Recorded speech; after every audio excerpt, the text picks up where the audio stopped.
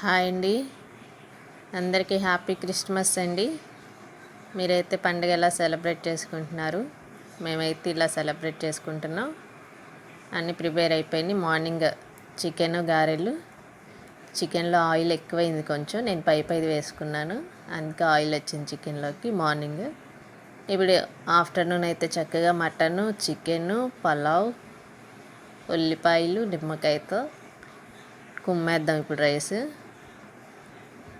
పలావ్ అయితే చాలా పొడిగా వచ్చింది. నైట్ చర్చికి వెళ్ళొచ్చాము. చర్చికి వెళ్ళొచ్చి ఇక మా అమ్మ వాళ్ళ ఇంటికి వచ్చాము. ఇలా ప్రిపేర్ అయిపోయింది రైస్. ఇప్పుడు గారెలు టేస్ట్ చేద్దాం. మార్నింగ్ ఆల్రెడీ అయిపోయింది టేస్ట్. ఇప్పుడు మటన్లో టేస్ట్ చేద్దాం, మటన్లో ఎలా ఉందో.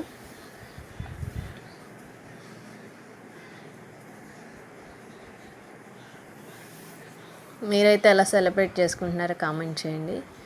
ఏమేమి వెరైటీస్ చేసుకున్నారు? మటన్లో అయితే చాలా బాగుంది. అలాగే ఇప్పుడు చికెన్లో ట్రై చేద్దాం.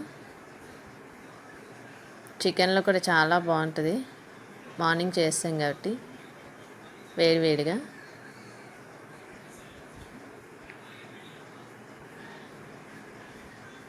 మీరు మీ ఇంట్లో ఇంకేం వంటలు చేసుకుంటున్నారో కామెంట్స్ చేయండి.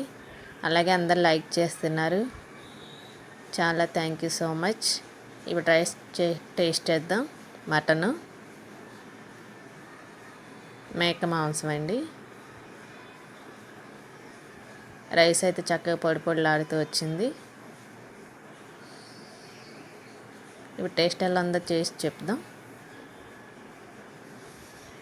మా అమ్మగారు ప్రిపేర్ చేశారు మొత్తం.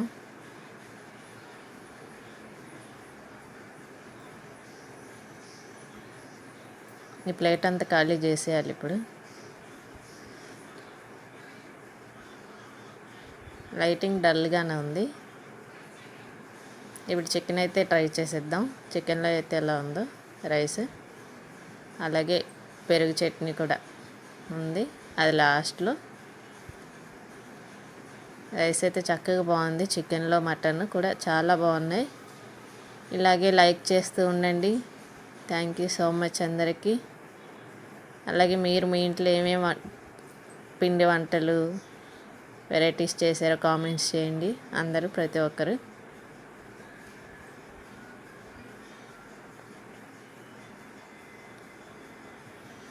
రేపైతే రాగి సంకటి చేస్తాను. ఈరోజు ఫెస్టివల్ కాబట్టి హడావిడిగా అయిపోయింది మొత్తం. అందుకని ప్రిపరేషన్ ఏం లేకుండా ఇలా డైరెక్ట్గా తినడమే చూపిస్తున్నాను. అందరూ లైక్ చేయండి, షేర్ చేయండి, సబ్స్క్రైబ్ చేయండి. అందరికీ thank you so much. All of you happy Christmas.